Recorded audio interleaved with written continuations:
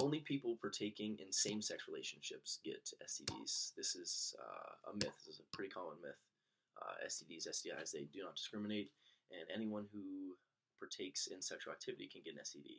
But men who have sex with men are at a disproportionate higher risk for STDs. Next is you cannot get an STD if your partner is a virgin. This is a myth as well, and this is because depending on how your partner defines virginity, it's possible to them to have contracted an STD or STI. Your partner might not have vaginal sex, but may have had oral sex with someone and still consider that they were a virgin. So this puts themselves at a risk for STDs. Then also there are other STIs such as herpes and HPV that are passed through skin-to-skin contact. So even with no penetration happening, just by that skin-to-skin contact, you can get an STD. So it's important to discuss with your partner kind of all the sexual activity they've partaken in and if they've practiced safer sex. So another one is you can have 2 STDs at once. This is a fact. You can't have multiple STDs or STIs at once. For example, if you have one untreated STD, you're 10 times more likely to have HIV.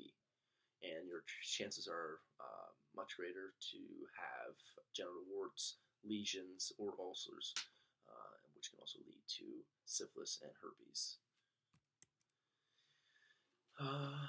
Another common one is you can get an STD from a toilet seat.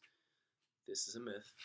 STDs cannot be passed from a toilet seat. Even if the bacteria or virus got onto the seat, they don't survive very long after leaving the human body. So most organisms die within under a few minutes.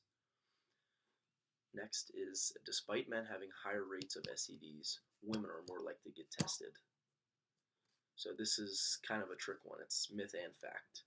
So women actually account for the higher percent of STDs due to anatomical differences, placing them at higher risk than men of contracting.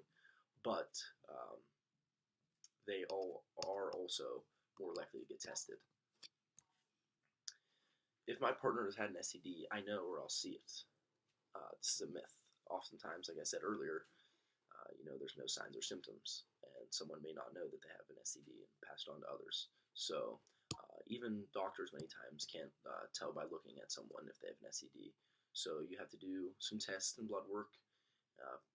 Like I said, STDs go unrecognized for quite a long time, many times. So it's easy to carry them and infect others and spread the virus without ever having an outbreak or ever knowing. So are STDs curable? So the answer here is yes and no. Basically, it comes down to what type you've contracted.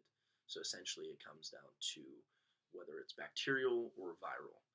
And bacterial can be treated with antibiotics and essentially cures it, but long-term effects can't be reversed. If it's gone a while without being identified, the effects that it's had long-term on your body can now be reversed.